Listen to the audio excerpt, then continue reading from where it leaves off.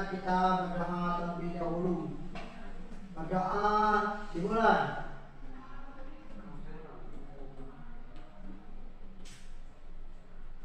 Berdoa selesai. Sebelum kita mulai pelajaran hari ini, kita absen terlebih dahulu ya. Ya, Bun. Selvi Diasari, Hadir, Bu. Bidari, Mela, hadir. Mekowansi, Hadir, Bun. Febriansa, Hadir, Bun. baiklah, hadir semua ya hari ini. Anak-anak sekalian, jangan membuang waktu muda kalian dengan hanya bermain saja.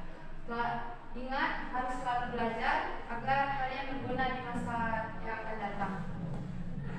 Anak-anak, ibu mempunyai tebakan untuk kalian.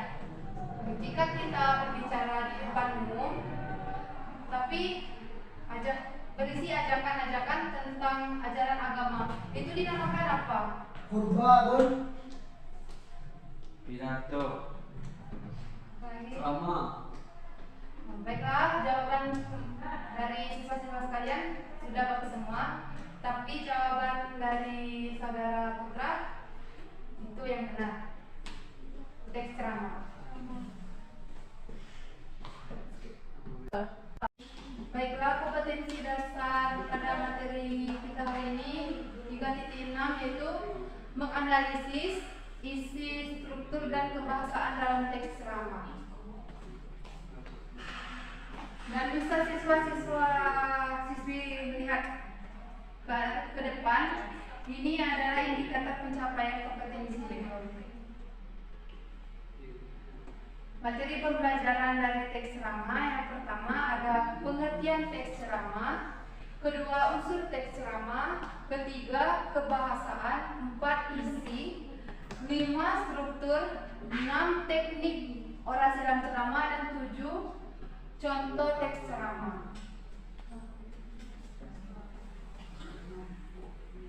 Baiklah, yang pertama kita ke pengertian dari teks ceramah. Teks ceramah merupakan teks yang berisi pemberitahuan atau penyampaian informasi yang bertujuan untuk memberikan nasihat atau petunjuk-petunjuk kepada pendengarnya. Teks ceramah disampaikan oleh pakar atau orang yang menguasai bidangnya secara lisan, baik itu secara langsung maupun tidak langsung. Teks ceramah bersifat edukatif atau memberi pengajaran kepada masyarakat luas dengan tujuan untuk mengajak dan meyakinkan. Di sini apakah siswa-siswa sudah mengerti apa itu dari pengertian teks ceramah tadi? Sudah, Bun. Baiklah, kita ke unsur-unsur dari teks ceramah. Yang pertama ada penceramah. Penceramah adalah orang yang menyampaikan teks ceramah. Untuk menjadi seorang penceramah, seseorang harus mempunyai ilmu yang mumpuni terhadap materi yang akan diberikan kepada pendengarnya. Yang kedua, pendengar merupakan penerima nasihat dari si penceramah tadi. Dalam hal ini, siapa saja bisa menjadi seorang pendengar. Tidak dilihat dari status sosial, umur, jenis kelamin, atau latar belakangnya. Next. Yang ketiga, materi teks ceramah berasal dari ajaran-ajaran agama, akan tetapi ceramah yang bagus adalah ceramah yang mampu membuat pendengar tergugah hatinya dan terdorong untuk melakukan nasihat-nasihat yang disampaikan itu tadi. Yang keempat, metode ceramah adalah cara yang digunakan seorang penceramah untuk menyampaikan materinya. Yang kelima, media ceramah adalah alat yang digunakan untuk menyampaikan isi dari materi tadi.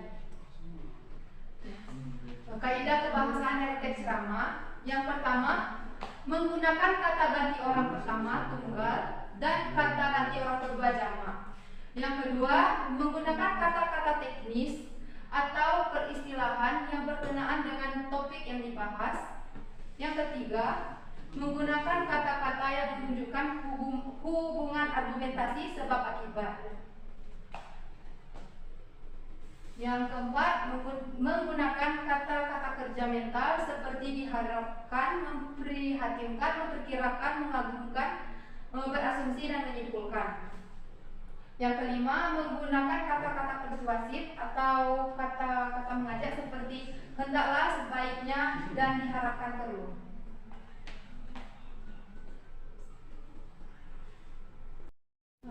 Apakah di sini siswa-siswi tahu apa itu isi dari teks nama tersebut? Belum. Baiklah, isi teks nama biasanya berkenaan dengan informasi tentang beragam kehidupan baik ekonomi, sosial, budaya, pendidikan maupun kesehatan. Isi teks tersebut dianggap sesuatu yang penting bagi pendengarnya dan dapat memberikan wawasan dan ilmu pengetahuan bagi para pendengarnya. Isinya selalu berkaitan dengan tema ceramah yang hendak disampaikan. Struktur teks ceramah terdiri dari pendahuluan, isi, dan penutup. Baiklah, kita yang pertama yaitu pendahuluan, berupa penegasan isu, masalah ataupun pandangan pembicara tentang topik yang akan dibahasnya. Bagian ini sama dengan isi dalam teks eksposisi yang disebut dengan isu. Yang kedua, isi, berupa argumen pembicara berkaitan dengan pendahuluan atau tesis. Pada bagian ini dikemukakan pula sejumlah fakta yang memperkuat argumen-argumen pembicara. Yang ketiga, penutup, berupa penegasan kembali atas pertanyaan-pertanyaan sebelumnya. Teknik orasi dalam berceramah. Berikut ini adalah teknik yang harus kita perhatikan dalam berceramah. Yang pertama ada teknik impromptu atau disebut dengan cara spontanitas tanpa persiapan. Yang kedua, teknik menghafal, yakni menghafal kata per kata sampai akhir pidato. Yang ketiga, teknik naskah, yakni membaca naskah yang telah dipersiapkan sebelumnya. Yang keempat, teknik extemporan, yakni mencatat poin-poin penting, bagian lainnya kemudian dikembangkan. Contoh dari teks ceramah, yang pertama teks ceramah tentang menuntut ilmu, kedua teks ceramah tentang ikhlas, teks ceramah tentang bersedekah, dan teks ceramah tentang kematian. Mungkin itulah materi dari saya. Mungkin dari siswa-siswi ada yang ingin dipertanyakan? Tidak. Baiklah, kalau tidak, Ibu akan memberikan tugas. Ya, Bun. Tugas untuk minggu depan buka pada halaman 100. Soalnya 1 sampai 5. Silakan dikerjakan di rumah, minggu depan dikumpulkan. Ya, Baik. Baik. Baiklah, itulah tadi pembelajaran kita hari ini. Ibu tutup. Wassalamualaikum warahmatullahi wabarakatuh.